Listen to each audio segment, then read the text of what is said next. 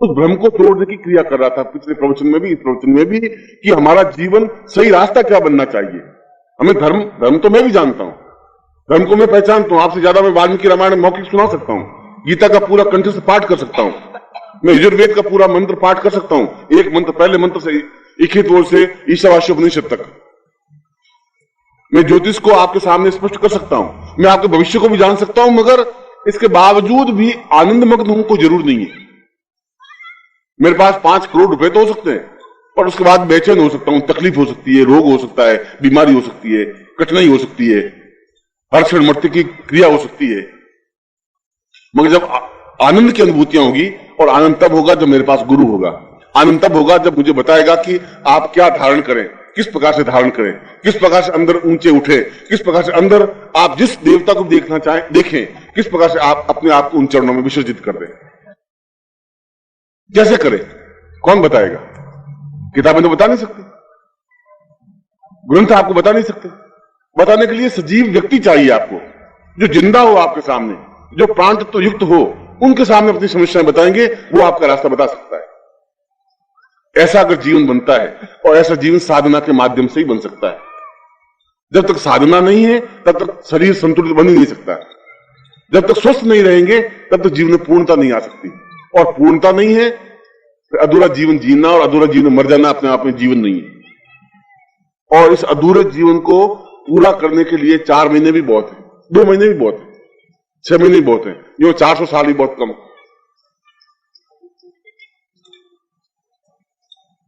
ऐसा ही जीवन के प्राण के जीवन के 3 तत्व बने, जिस जीवन को पूर्णता कहते हैं। और जीवन है हमारा खुद का जीवन, जो पूर्ण धर्ममय हो, पूर्ण धर्ममय हो। हम धर्म के प्रति पूर्ण रूप से अनुसक्त हों, चाहे राम हो, चाहे कृष्ण हो, जो भी हो, हम नतमस्तक हों।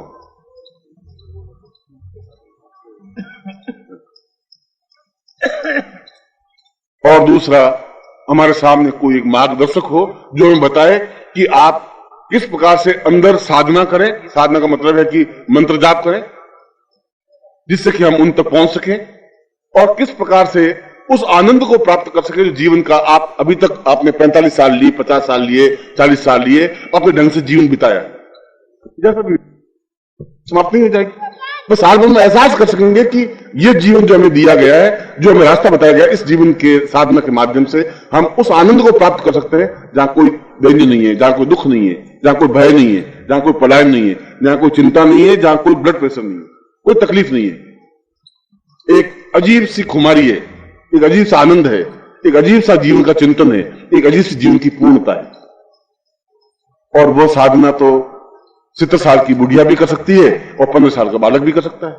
12 साल का सुखदेव भी अपने आप में पूर्ण ज्ञानी हो सकता है, और 100 साल का व्यक्ति भी नहीं हो सकता। प्रहलाद भी हो सकता है, हम नहीं हो सकते। उम्र का कोई फर्क नहीं पड़ता। सही रास्ता होना चाहिए, सही चिंतन होना चाहिए। खाली हम अंदर कुछ धारणा है ही नहीं, और हम एकदम से मंदिर जाएं या मस्जिद जाएं या गिरजाघर जाएं, उससे कुछ नहीं हो सकता। अंदर वो देवता हमारे स्थापित होने चाहिए, अंदर प्राण तत्व होने चाहिए। वो साधना के माध्यम से ही हो सकते हैं, क्योंकि मैंने धर्म ग्रंथों को भी अध्ययन किया है और शास्त्रों को भी अध्ययन किया है। आप जिस शास्त्र का नाम लें, आप लें, मैं पहले से लगा के अंतिम तक मैं मौखिक सुना सकता हूं, कोई घमंड नहीं कर रहा हूं, पर इस बात का गर्व है कि ये ग्रंथ मेरे भारत में रचे गए, हमारे ऋषियों ने रचे हैं, हमारे पूर्वजों ने रचे हैं, जिनकी हम संतान हैं। उनको हम समझेंगे तभी हम जीवन में पूर्णता पा सकेंगे। और इस छोटे जीवन में आप उन सारे ग्रंथों का अध्ययन नहीं कर सकते, आप संभव नहीं है। उसका निचोड़ आप गुरु के माध्यम से प्राप्त कर सकते हैं कि मेरे लिए क्या उचित है, मैं किस चिंतन को, किस साधना को करूं, किस प्रकार से अंदर कुंडलिनी का जागरण हो, अंदर चेतना कैसे हो, कैसे मैं ध्यान लगा सकूं, आधे घंटे भी मैं एक विचार शून्य होकर के पूरी तरह से डूब सकूं, कैसे भगवान का दर्शन मेरे सामने कर सकूं। क्या भगवान के दर्शन मेरे लिए संभव है? और निश्चित रूप से संभव है, हर हालत में संभव है। जैसा मैं आपको देख रहा हूं, वैसे आप ईश्वर को देख सकते हैं, छू सकते हैं, टच कर सकते हैं, बैठ सकते हैं, बात कर सकते हैं। कोई नई बात नहीं है, क्योंकि ये सब कुछ ब्रह्मांड है। ये सारा ब्रह्मांड तो मेरे अंदर है, आपके अंदर भी है। और जब कहा, अर्जुन ने कहा कि ऐसा नहीं है, तो उसने विराट रूप कृष्ण दिखा करके देख ले, मेरे मुंह के अंदर पूरा देख ले कि महाभारत युद्ध हो रहा है, तो खुद देख ले, ये जो मर रहे हैं वो भी देख ले, ये जो बाहर सब कुछ हो रहा है मेरे अंदर हो रहा है। क्योंकि ये पूरा ब्रह्मांड मेरे अंदर है, तेरे अंदर भी है। तो कभी तो झूठ नहीं बोल सकते। हमने उस ब्रह्मांड को पहचाना नहीं, हमने बाहर देखने की कोशिश की कि ये दिल्ली है, ये कलकत्ता है, बंबई है, ये है। ये सब कुछ जो कुछ घटित हो रहा था वो तो अंदर है। मैं आंख बंद करके अंदर जा सकूं, अंदर मैं कैसे जा सकता हूं? 7 शरीर में से ये एक शरीर नहीं, ये तो देह है। फिर भू है, भुवा, स्व, फिर म, फिर जन, फिर तप, फिर सत्यम। महावीर ने भी अपने जिनवाणी में यही कहा है कि जब तक 7 शरीरों को तुम पूरे पार नहीं करोगे तब तक तुम्हें उस ईश्वर के दर्शन संभव नहीं है जो कुछ जीवन ब्रह्म है, जिसको चिंतन का है। मुझे आज आयोजकों ने यह कहा था कि कुछ लोगों की जिज्ञासाएं भी है जो प्रश्न पूछना चाहते हैं, इसलिए मैं आपको 15-20 मिनट इसलिए भी देता हूं कि आपकी जो भी जिज्ञासाएं हो, पारिवारिक नहीं, जो भी सार्वजनिक, कल को कहें साहब मेरी बेटी बीमार है गुरुजी मैं क्या करूं, वो तो प्रश्न दूसरी बात की है। मगर आपका जो भी चिंतन हो, जो प्रश्न हो, मगर मैं एक बार फिर आप सब लोगों को हार्दिक आशीर्वाद देता हुआ और मार्गदर्शक के रूप में बताता हूं कि आप उस अध्यात्म के रास्ते से, धर्म के रास्ते से, उस साधना के रास्ते से, आप अंदर जो महावीर ने बताया है, जो बुद्ध ने बताया है, उस रास्ते पर ठीक अंदर 7वें शरीर में, ये एक शरीर, इसके अंदर दूसरा शरीर, फिर तीसरा, फिर चौथा, फिर 5वां, 6वां, 7वां शरीर, वहां जब स्पर्श करेंगे तब एक आनंद की अनुभूति होगी, तब आपको उस प्रभु के दर्शन हो सकेंगे जो आपका चिंतन है, जो आपकी इच्छा है, जो जीवन है। और ये जीवन आप अगले 4 महीनों में, 6 महीनों में प्राप्त कर सकते हैं और आपके जीवन में उन प्रभु के दर्शन हो जो आपके प्रभु हैं। मैं आपको ऐसा ही हृदय से आशीर्वाद देता हूं। आपके जो प्रश्न हो तो आप पूछ सकते हैं।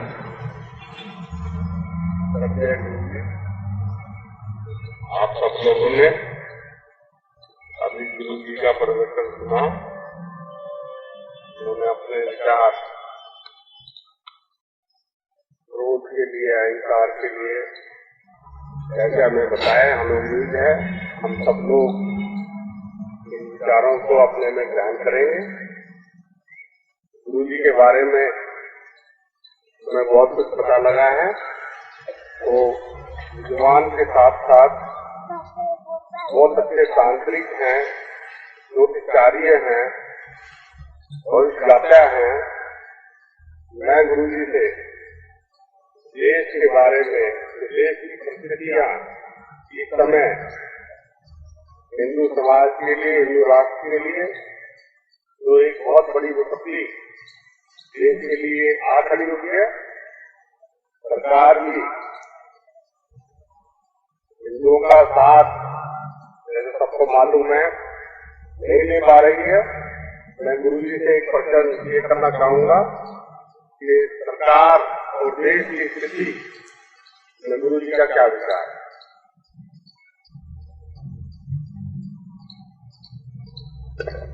आपका प्रश्न एक मिनट पहले इसके जवाब दे लेंगे हो, जवाब दे लेंगे। इस प्रश्न का उत्तर मैं दे सकता हूं क्योंकि ज्योतिष पर मैंने 100 से ज्यादा ग्रंथ लिखे हैं जो संसार में किसी ने नहीं लिखे होंगे। किसी ने 5 ग्रंथ लिखे होंगे, किसी ने 10 लिखे होंगे। और पिछले 40 साल से देश के और विश्व के बारे में भविष्यवाणियां करता रहा हूं और संसार में सभी देशों की यात्राएं 5-5 बार, 10-10 बार की हैं। मगर जहां यह प्रश्न है कि सरकार अगर साथ नहीं दे रही है तो उनकी एक मजबूरियां हैं, क्योंकि हमारे संविधान में धर्मनिरपेक्ष राष्ट्र के रूप में हमने संविधान को स्वीकार किया है। धर्मनिरपेक्ष का मतलब है कि सभी धर्मों का आदर करना और किसी भी धर्म को नहीं मानना, दोनों बात। कोई धर्म है ही नहीं और सभी धर्मों का आदर करना, वह उनकी मजबूरी हो सकती है। जहां तक हमारी बात है, और यदि इन घटनाओं से, यद्यपि ये घटना दुखदायी है, इन घटनाओं से हमें चेतना पैदा होती है, यदि हमारे अंदर एक जलवा पैदा होता है, एक आग पैदा होती है, एक चिंगारी पैदा होती है, तो यह बहुत बड़ी बात है।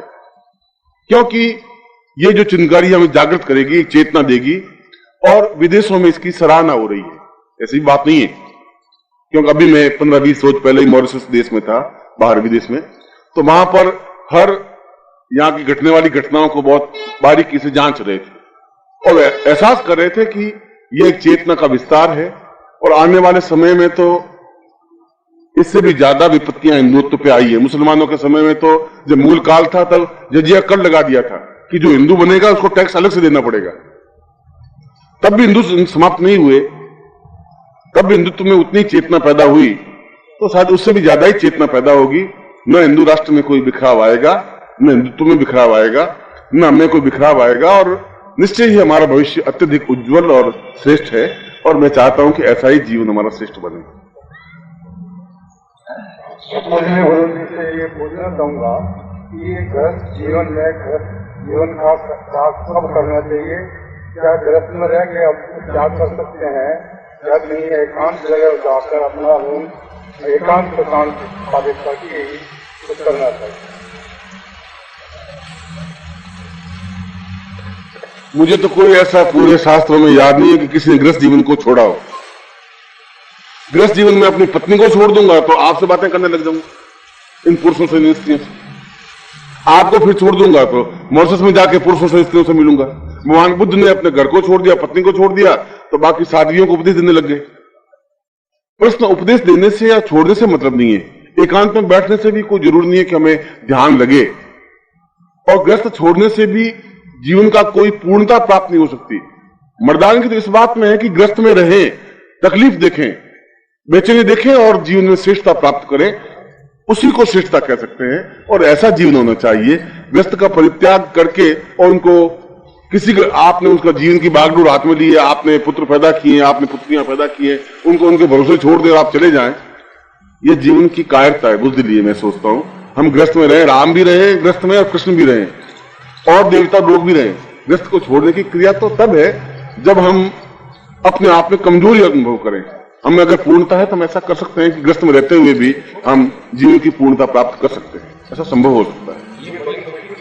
माता च पिता त्वमेव त्वमेव बंधु च सखा त्वमेव त्वमेव विद्या च द्रविणं त्वमेव त्वमेव सर्वं मम देव देव। अब सौंप दिया इस जीवन का सब भार तुम्हारे हाथों में, सब भार तुम्हारे हाथों में है, जीत तुम्हारे हाथों में और हाथ तुम्हारे हाथों में और हाथ तुम्हारे मेरा निश्चय है बस एक यही, एक बार तुम्हें पा जाऊं मैं, एक बार तुम्हें पा जाऊं मैं। अर्पण कर दूं दुनिया भर का सब प्यार तुम्हारे हाथों में, सब प्यार तुम्हारे।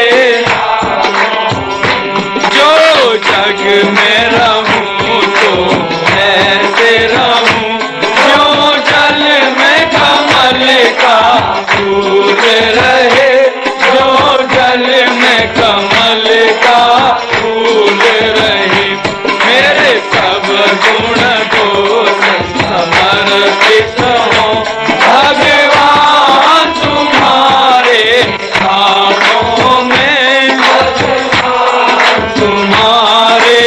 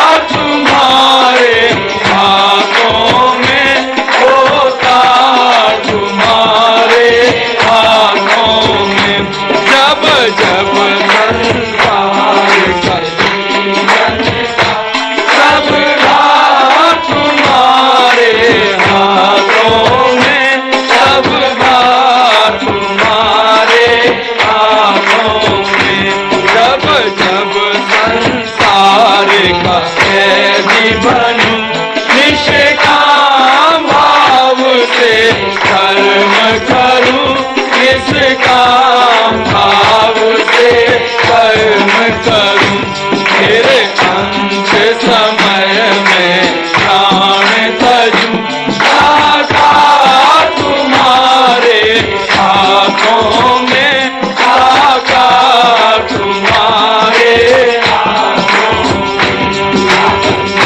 में, इस जीवन का सब भार तुम्हारे हाथों में, सब भार तुम्हारे हाथों में, मुझ में तुम में बस भेद यही, मैं नर हूँ तुम नारायण हो, मैं नर हूँ तुम नारायण हो, मैं हूँ संसार के हाथों में, संसार तुम्हारे हाथों में, संसार तुम्हारे हाथों में, अब सौंप दिया इस जीवन का सब भार तुम्हारे हाथों में, सब भार तुम्हारे हाथों में, है जीत तुम्हारे हाथों में, और हाथ तुम्हारे हाथों में, और हाथ तुम्हारे हाथों में, अब सौंप दिया इस जीवन का सब भार तुम्हारे हाथों में, सब भार तुम्हारे हाथों में, अब सौंप दिया इस जीवन का सब भार तुम्हारे हाथों में, सब भार तुम्हारे हाथों में,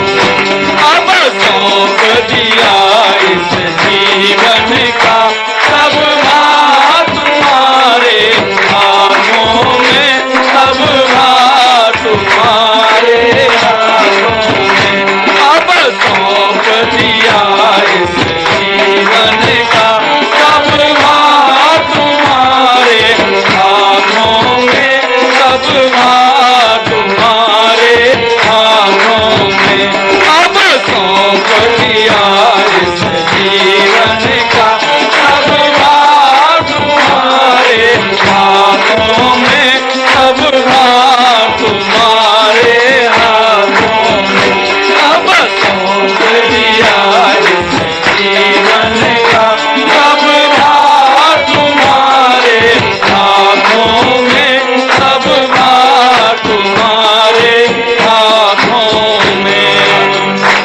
भगवान की जय, पूजनीय माता जी की जय, अंतर्राष्ट्रीय सिद्धाश्रम साधक परिवार की जय। आज के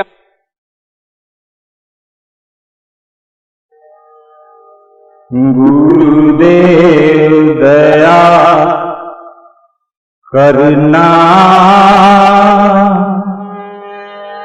मुझको अपना लेना, मैं शरण पड़ा तेरी चरणों में जगह देना। गुरुदेव दया करना, मुझको अपना लेना, मैं शरण पड़ा तेरी चरणों में जगह देना। गुरुदेव दया करना, मुझको अपना लेना, मैं शरण पड़ा तेरी चरणों में जगह देना।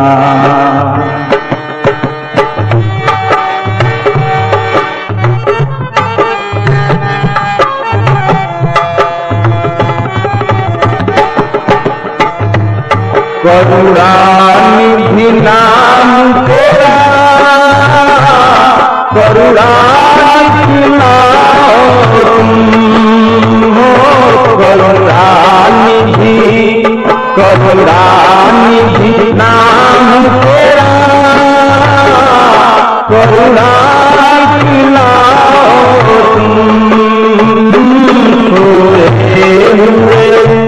सोए हुए भारों हे नाम जगाओ सोए हुए भारों हे नाम जगाओ मेरी नाम उसे पार लगा देना, गुरुदेव दया करना, मुझको अपना लेना, मैं शरण पड़ा तेरी चरणों में जगह लेना, गुरुदेव दया करना, मुझको अपना लेना, मैं शरण पड़ा तेरी चरणों में जगह लेना।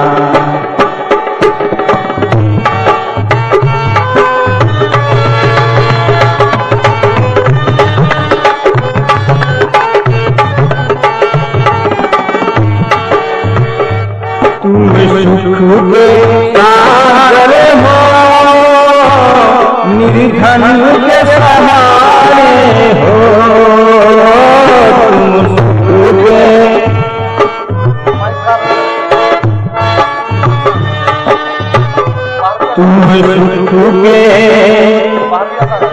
सुख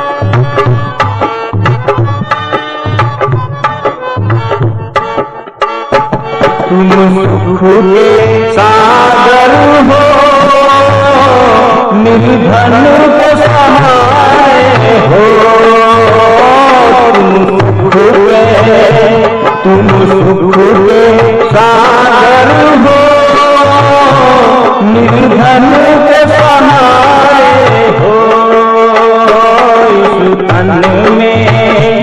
इस तन में समाये हो, मुझे तारा प्यारे हो,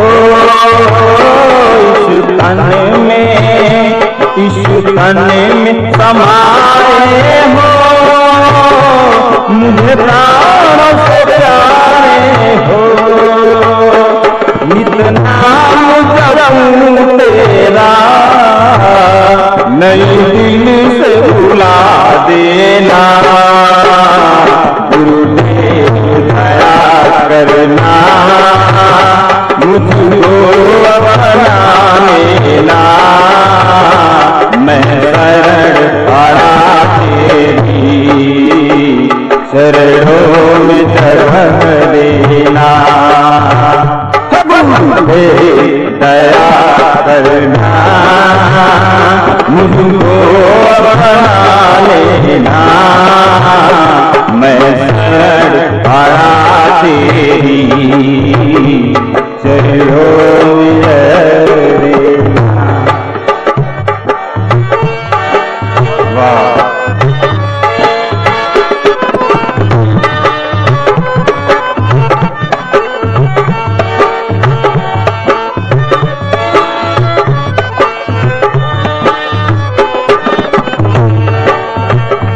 पापी हूँ, पापी हूँ या कपटी हूँ, जैसा तेरा हूँ, पापी हूँ, पापी हूँ या कपटी हूँ, जैसा तेरा हूँ, घर बार छोड़ कर मैं इसी दिल से तेरा हूँ,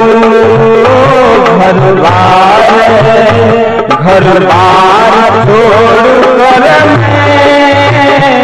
मैं मन से खेला हूँ, घर बार छोड़कर मैं जीवन से खेला हूँ।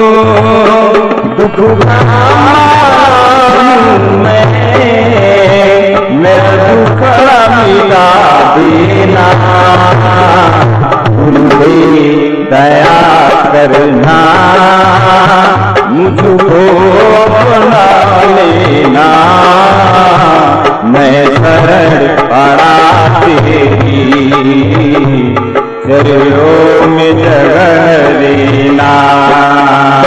गुरुदेव दया करना, मुझको अपना लेना, मैं शरण पड़ा तेरी चरणों में जगह देना।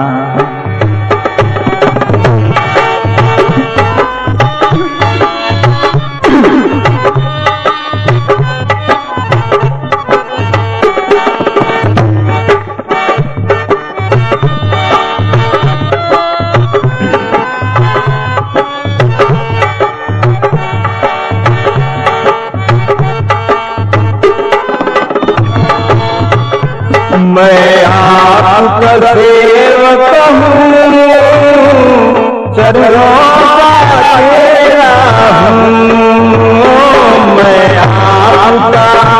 मैं आपका सेवक हूँ, चरणों का तेरा हूँ। नहीं नाथ बुलाना मुझे, इस जग में अकेला हूँ। नहीं नाथ बुलाना मुझे, इस जग में अकेला हूँ। तेरे दर का भिखारी हूँ, तेरे दर का भिखारी हूँ। मेरे दोस्त मिला देना,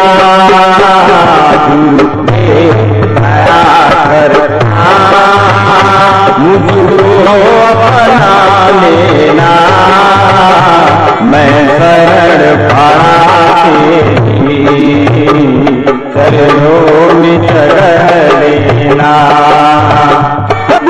देव दया करना, मुझको अपना लेना, मैं शरण पड़ा तेरी चरणों में जगह देना।